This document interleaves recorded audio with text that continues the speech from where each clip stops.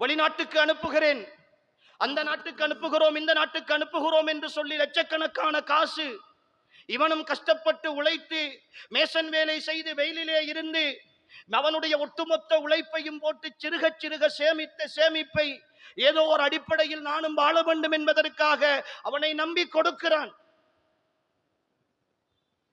10 லட்சம் 15 லட்சம் பல்வேறு சிரமங்களோடு நம்பி கொடுக்கிறான் ஒரு சகோதரன்.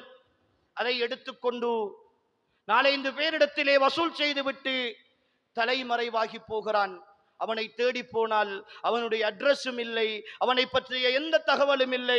ஏதோ ஒரு வெளிநாட்டில் இருப்பதாக அல்லது எங்கோ ஒரு இடத்தில் இருப்பதாக தகவல் கிடைக்கிறது. அன்புக்குரிய ஈமானிய உறவுகளே, இதை செய்வது யார் என்று பார்த்தால் ஒரு முஸ்லிமாக இருக்கிறான், ஒரு முஸ்லிமாக இருக்கிறான். இந்த சம்பாத்தியங்கள், இந்த கொள்ளைகள், அடுத்தவனுடைய வயிற்றிலே அடித்து வாழுகிற இந்த வாழ்க்கையால் அவன் சந்தோஷமாக இருப்பான் என்று நீங்கள் நினைக்கிறீர்களா? இந்த உலகத்தில் அவன் நிம்மதியாக வாழ்ந்து விடலாமா?